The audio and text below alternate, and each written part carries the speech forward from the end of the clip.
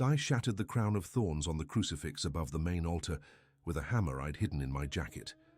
I did it during the quiet moments after Sunday service, right in front of my sister Helen and a few ladies from the prayer circle who were tidying up. The crack of the hammer on the sculpted plaster and wood echoed through the sanctuary of St. Sebastian's, the same church where I was baptized. It wasn't a loud crashing noise, but a sharp, sickening sound like a bone snapping. It was a sound that made everyone freeze, a sound I had been waiting to make for 50 years. My name is Michael, and I'm 62 years old.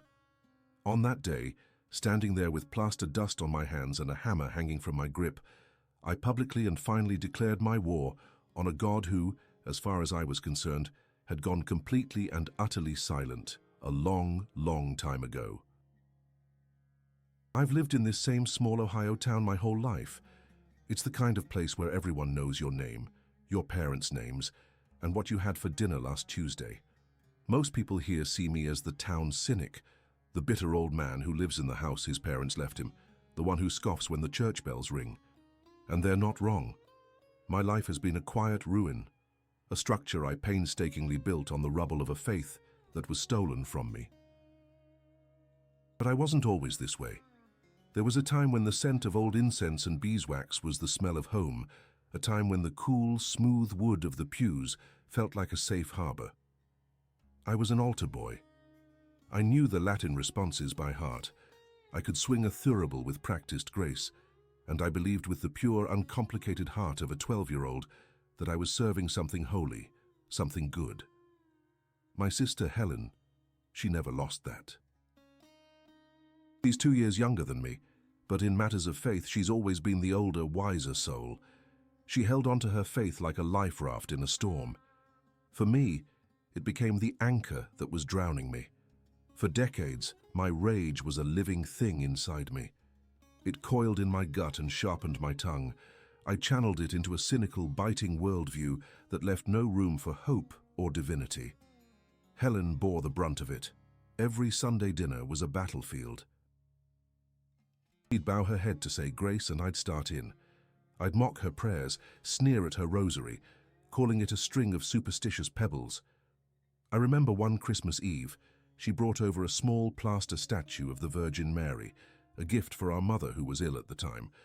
It was hand-painted with a serene, gentle face. I looked at it and something inside me just snapped. I told her to get that idol out of our house, that it was a symbol of everything that was weak and delusional in the world. The look on her face, it was a mixture of shock and deep, profound hurt. I didn't care.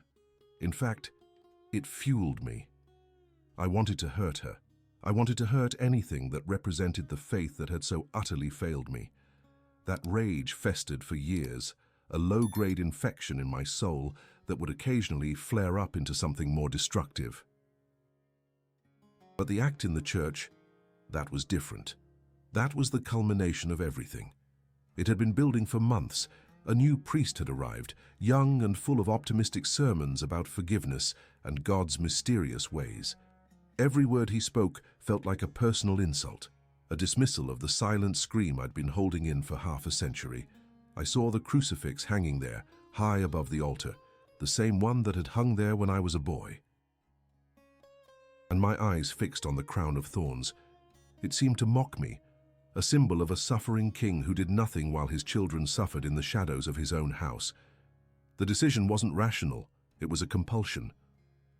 One Saturday, I went to the hardware store and bought a small claw hammer. I could feel its weight in the plastic bag, a cold, hard promise of release. The next day, I went to church for the first time in 30 years. I didn't sit in a pew. I stood in the back, my jacket zipped up, the hammer a heavy lump against my side. I watched the rituals, the familiar gestures, and felt nothing but a cold, burning anger. I waited until the service was over, until most people had filed out, leaving just the lingering scent of snuffed candles and the quiet murmurs of Helen and her friends. I walked down the center aisle, my footsteps echoing on the marble. Helen saw me and smiled, thinking perhaps I'd had a change of heart.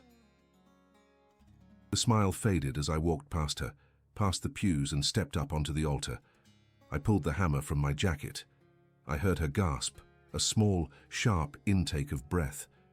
I didn't look at her. I looked up at the face of Christ, at those thorns, and I swung. The crack echoed and a piece of the plaster crown broke off, falling to the altar cloth below. I stood there for a moment, breathing heavily, the hammer still in my hand. I thought smashing that symbol would bring me some kind of release, a final triumphant scream into the void. But all it left was a deeper, more cavernous silence. This is just the beginning of my story, the absolute bottom from which everything else would unfold, and it gets much darker before there's any light. If you feel a connection to this journey, or if you're just curious to see where it leads, please consider subscribing to the channel and liking this video. It truly helps more than you know. And make sure to hit that notification bell so you don't miss what happens next. I'd also love to know where you're watching from. Drop your city, state, or country in the comments below. It's incredible to see how far these stories can travel and to know that in the end, we're not alone in our struggles. The silence that followed the hammer's crack was worse than any condemnation.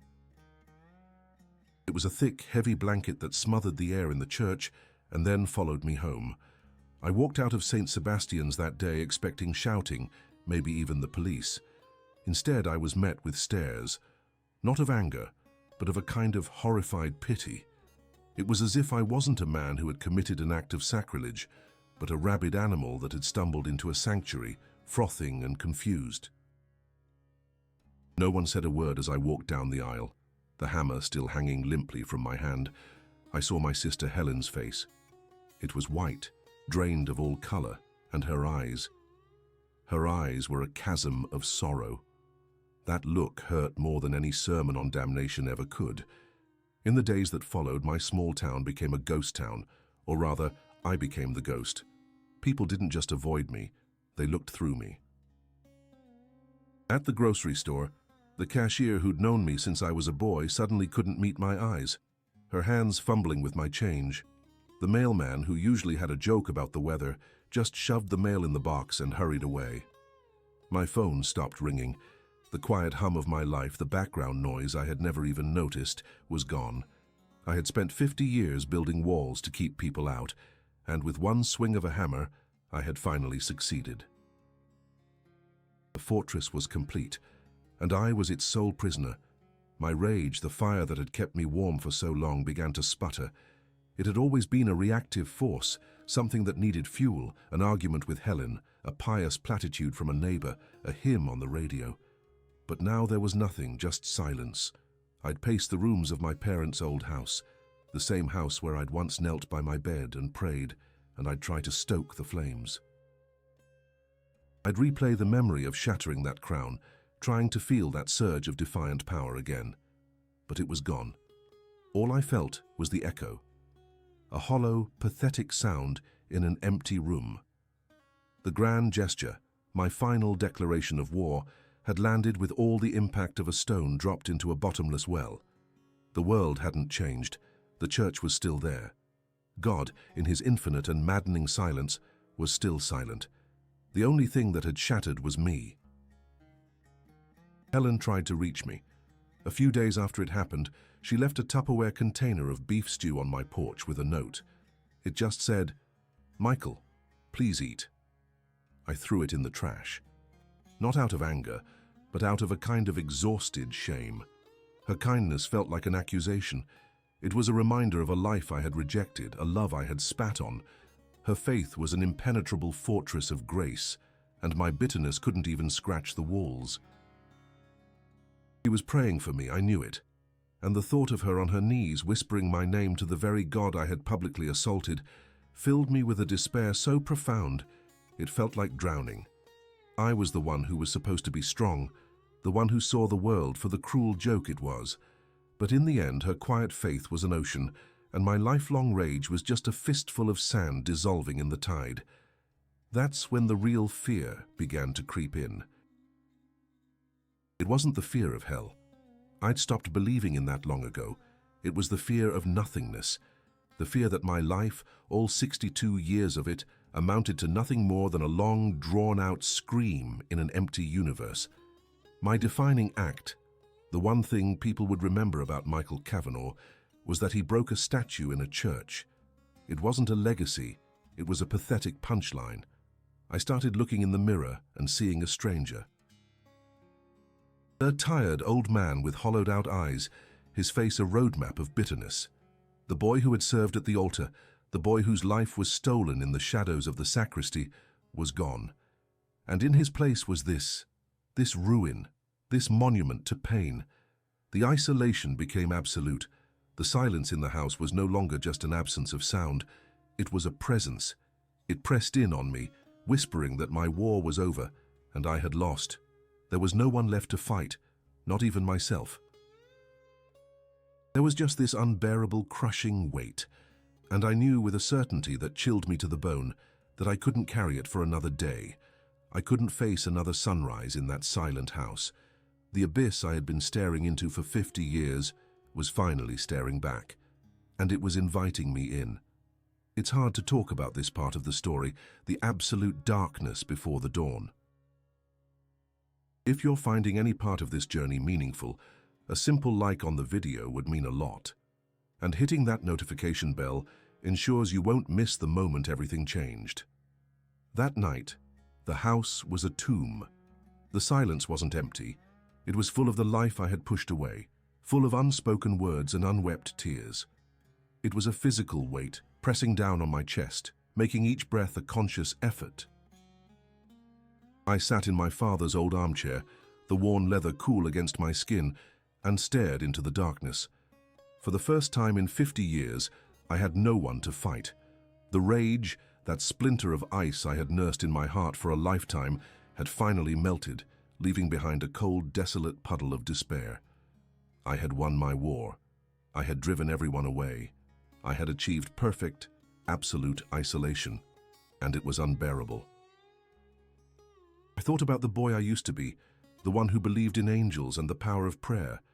I tried to remember his face, but all I could see was the hollow-eyed old man in the mirror.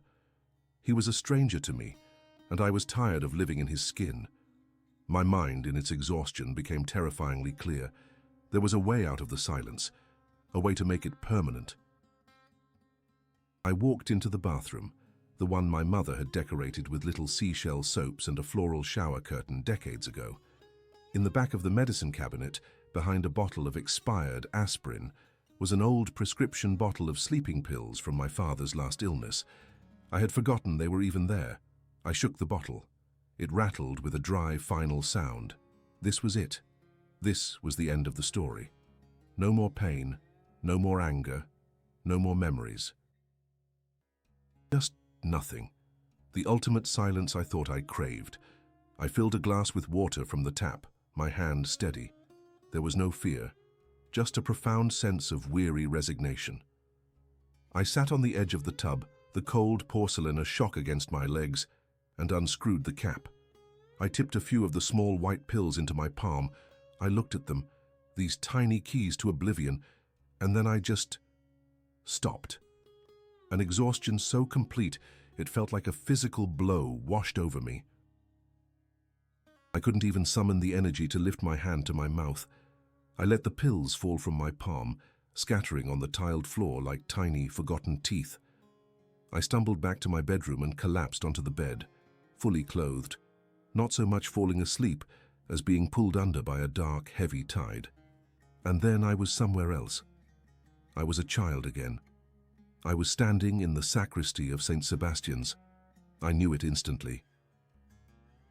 The musty smell of old wine and beeswax, the faint sweet scent of extinguished incense clinging to the heavy velvet vestments hanging in the open closets, the cold linoleum floor beneath my bare feet. It was the place where my life had broken.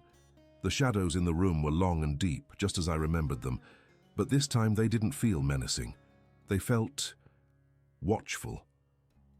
I was 12 years old, small and terrified, waiting for the priest to return. The fear was a living thing, a cold knot in my stomach, but he didn't come. Instead, a light began to grow in the darkest corner of the room. It wasn't a harsh electric light, but a soft, luminous glow like moonlight shining through water. From this light, a figure emerged. It was a woman. I knew with a certainty that bypassed all logic and reason who she was. It was Mary. She didn't look like the plaster statues or the serene faces in the stained glass windows. Her face was real, etched with a sorrow so deep it seemed to contain all the suffering of the world. But there was no judgment in her eyes, no condemnation for the man who had shattered her son's crown. There was only a profound, infinite compassion that seemed to see straight through the bitter old man and into the heart of the terrified boy I had been. She didn't speak. She didn't have to. She glided across the cold floor, and the air around her was warm. She knelt before me, the 12-year-old me, and looked into my eyes, and in her gaze I saw it all. She knew. She knew what had happened in that room. She knew the secret I had carried like a shroud for 50 years, and then she did something that shattered the last of my defenses. She began to weep. Her tears were not for my sin of sacrilege, but for my stolen innocence. They were tears of validation. She was mourning with me, for me. She opened her arms and, without a word, wrapped me in her mantle. The fabric was soft as starlight, and the embrace was not one of pity, but of solidarity. She held me, the broken boy, and she wept. And as her tears fell, my own tears, the tears I had held back for half a century, were finally released. A dam of grief broke inside me, and I sobbed into her shoulder, a raw, guttural sound of a pain that had finally been seen, finally been acknowledged. I woke up with a gasp. My face was wet. The pillow was soaked. I was crying, really crying, for the first time since I was a child. The first light of dawn was filtering through the window, painting the room in soft shades of grey and rose. The oppressive silence of the house was still there, but it had changed. It was no longer a weight. It was just quiet. The rage was gone. The hatred, the bitterness, that heavy armor I had worn for so long had been dismantled in that dream, piece by piece. All that was left was this raw, aching vulnerability and a strange, quiet sense of peace. I felt held, seen, understood. The shame was there, a deep, burning shame for what I had done in the church, for the way I had treated Helen. But beneath it was something else, something new, a tiny, fragile seed of hope. In that moment, I knew I couldn't stay in that house a minute longer. I got up, my legs shaky, and walked out the front door into the cold morning air. I didn't know where I was going, but my feet did. They carried me down the familiar streets, past sleeping houses, to the one place I knew I had to go, to my sister's house. This was the moment the tide turned, the point where the story could have ended, but instead began anew. If these moments of profound change resonate with you, please consider giving this video a like and hitting that notification bell. It's a small gesture that helps these stories reach others who might need to hear them. The sun was just breaking the horizon as I walked, painting the edges of the clouds in shades of lavender and gold I hadn't noticed in years. The air was crisp and clean, and for the first time in what felt like a lifetime, it didn't feel like a personal affront. But with every step I took toward Helen's house, my mind, the old, cynical Michael, was already scrambling for an explanation. It was a dream. That's all it was. A vivid, emotionally charged dream brought on by extreme stress, guilt, and the chemical cocktail of a mind preparing to shut down. I had read about it. The brain, in its final moments, could produce powerful hallucinations. That had to be it. It was a comforting, logical explanation, a fortress of reason I could retreat back into. My entire identity for the last 50 years had been built on rejecting the unexplainable, on demanding proof, on seeing the world as a cold, mechanical place governed by cause and effect. A woman made of starlight weeping for my pain. That didn't fit into the equation. It was a figment, a last desperate fantasy of a broken man. I told myself this over and over, a frantic mantra against the rising tide of something else. But the logic felt thin, flimsy. I couldn't explain the feeling. The warmth of that embrace was still on my skin. The scent of starlight and sorrow was still in my memory, more real than the smell of the damp morning pavement beneath my feet. It wasn't the memory of a dream. It was the memory of an event. A dream fades, its edges blur, you forget the details, but this was etched into me. I could still feel the soft weight of her mantle, see the infinite compassion in her eyes. My logical fortress, which had seemed so impenetrable for 5 decades, was a fortress built on a foundation of sand, and the tide was coming in. I reached Helen's street, my heart pounding a nervous rhythm against my ribs. What was I even going to say to her? Sorry for smashing the crucifix, Helen, but it's okay because the Virgin Mary gave me a hug in a dream. I could hear my own voice from a week ago, mocking such a statement, dissecting it with savage, cynical precision. The shame was a physical heat rising in my neck. I walked up the path to her small, neat house. The front door was unlocked, as it always was. I let myself in, calling her name softly. There was no answer. She must have gone to early mass, probably to pray for my damned soul. The thought didn't spark anger this time, only a deep, hollow ache. Her house was so different from mine.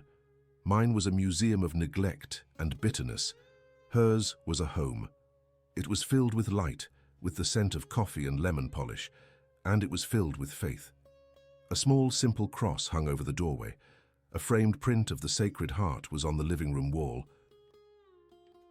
And on the small table next to her favorite armchair, I saw it. Her rosary.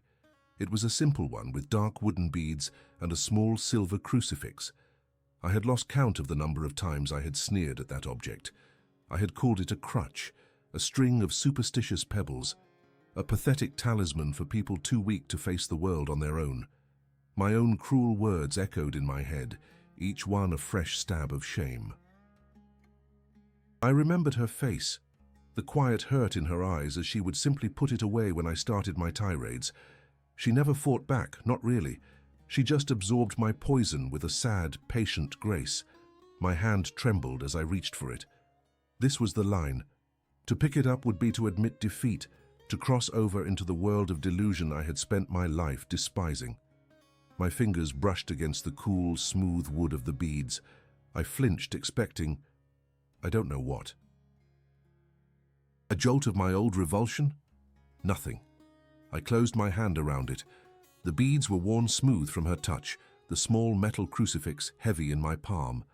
And then, it happened again. Not the vision, not the dream, but the feeling.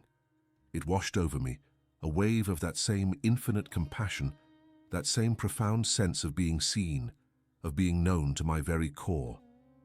There were no lights, no figures in the room. Just me, standing in my sister's quiet living room, holding her rosary. But I was not alone. The presence that had held me in the sacristy of my dream was here in this room, flowing not from the rosary, but through it, into me. It was an undeniable, irrefutable truth that bypassed my intellect and spoke directly to the broken boy still hiding inside me. It was real. She was real. And the mercy she offered was real. My legs gave out and I sank to my knees on Helen's floral rug, clutching the rosary to my chest. The tears came again, but these were different. They weren't the tears of a 50-year-old grief, they were the tears of surrender. The fight was over. The war I had waged for a lifetime was finally, blessedly over. This quiet moment in my sister's room was the real turning point. If you're finding value in this story of transformation, a simple like and a click on the notification bell really does help it reach others who might be in their own dark places. I knelt there for I don't know how long, the wooden beads pressed into my palm, the silence of the house no longer an enemy, but a sanctuary. I didn't have the words to pray, not yet. But my grip on those beads was a prayer. It was an apology. It was an act of contrition. It was a plea. And for the first time, I felt like someone was listening. I was still on the floor when I heard the key in the lock. Helen was home. She didn't scream. She didn't recoil. When Helen saw me on my knees in her living room, Clutching her rosary like a drowning man clutches a piece of driftwood, her face softened into an expression I hadn't seen directed at me in 50 years, pure, unadulterated love. She walked over, her footsteps soft on the rug, and simply knelt in front of me. She didn't try to take the rosary. She just placed her hand over mine, her warmth seeping into my cold skin.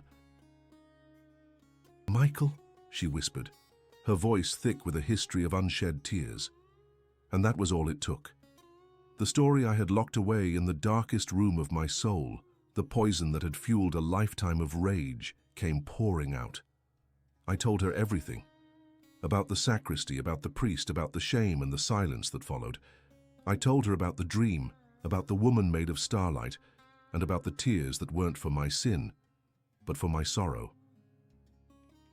She listened, her own tears now flowing freely, not in shock, but in a terrible, heartbreaking understanding. When I was finished, a hollowed-out husk of a man, she just pulled me into her arms and held me, rocking me gently, as if I was still that 12-year-old boy. For the first time I was home, but the world outside Helen's living room was not so gentle. The news of my experience spread through our small town like wildfire. It wasn't a story of a miracle.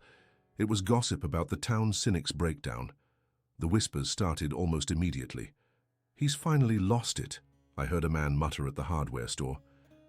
"Guilt can make a man see things," an old neighbor told Helen over the fence, her voice dripping with pity. The arguments were logical, rational, the very same ones I would have used myself just a week before. It was a stress-induced hallucination, a psychological break. A desperate mind creating a comforting fantasy to escape the consequences of a despicable act. Some were even harsher. They saw it as a trick, a final, blasphemous lie to avoid accountability. "He desecrates the church, and now he claims a vision from the Virgin Mary. It's a mockery," one of the men from the Knights of Columbus said, his voice loud enough for me to hear as I walked past the parish hall. In the old days, I would have fought back. I would have met their skepticism with my own brand of venom, tearing their arguments apart with a bitter, surgical precision. But the fight was gone from me. When people confronted me, their faces a mixture of curiosity and contempt. I didn't raise my voice. I didn't defend myself with theological arguments I didn't understand.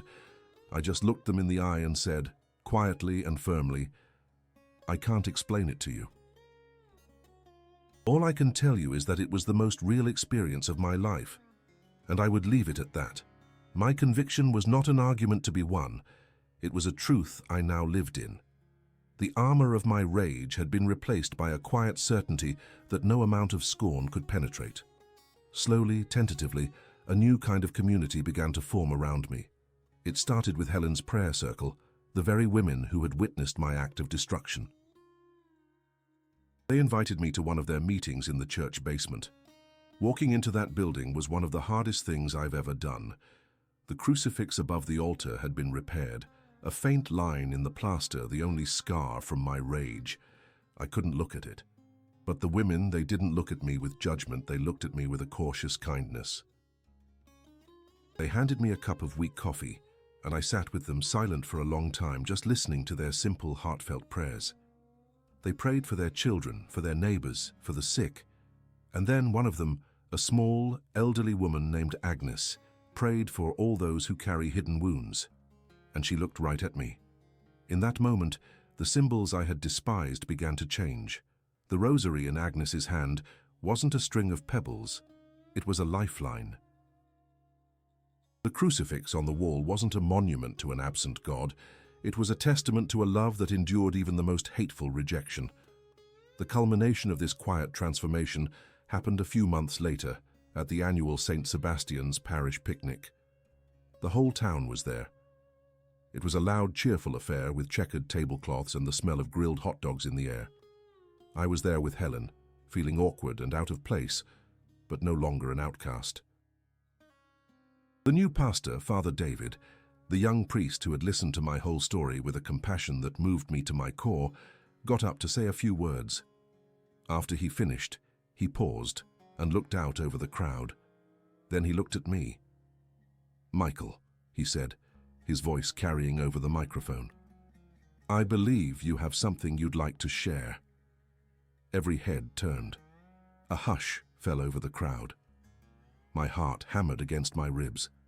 Helen squeezed my hand. I stood up, my legs feeling like they were made of lead, and walked to the small makeshift stage. I looked out at their faces. Some were curious, some were hostile, many were just confused. I took a deep breath. "Most of you know me," I began, my voice trembling slightly. "You know me as the bitter man who lived in his parents' old house, the man who scoffed at your faith, who sneered at your prayers. And you know me as the man who took a hammer to the crucifix in our church." I let that hang in the air. I saw people shift uncomfortably. "I'm not here to make excuses. What I did was born of a rage that I carried for 50 years, a rage I thought would protect me, but it only ever poisoned me. I spent my life pushing away everything you hold dear. I called your faith a weakness. I called your hope a delusion. I mocked the Blessed Mother, calling her an idol of plaster and paint." My voice cracked and I had to stop. I looked at Helen, whose eyes were shining with tears. "And then," I continued, my voice stronger now, "at the very bottom of the pit I had dug for myself when I had nothing left, she came to me, the very one I had rejected. She didn't come with condemnation. She came with mercy. She held the broken boy inside of me and showed me that I was seen. I was known. I was loved." I looked out at the crowd again. The hostility was gone, replaced by a stunned silence. "I stand here today to ask for your forgiveness, for my anger, for my intolerance, for the pain my bitterness caused, especially to my sister, Helen. The great irony of my life is this: the very faith I tried to destroy, the very mercy I declared to be a lie, is the only thing that had the power to save my life and raise me from the dead. It wasn't a change of religion. It was a change of heart. It was learning that pride crumbles, but mercy endures forever." That day, something shifted, not just in me, but in our town. The story was no longer just about a broken man, but about a restored one. My journey is far from over. Every day is a conscious choice to walk in this new light, to choose humility over pride, faith over fear. It's a path I never thought I'd be on, but I am so profoundly grateful to be here. If this story, this journey from the deepest darkness into an unexpected light, has touched a part of your soul, please give this video a like and hit that notification bell so you can continue to walk this path with me. More importantly, I want to hear from you. The comments below are a space for our community. Share a moment when mercy found you when you least expected it, or perhaps a struggle you're facing where you need to know you're not alone. Your story matters. Your faith, in whatever form it takes, is a light. Let's share that light with each other. Thank you for listening.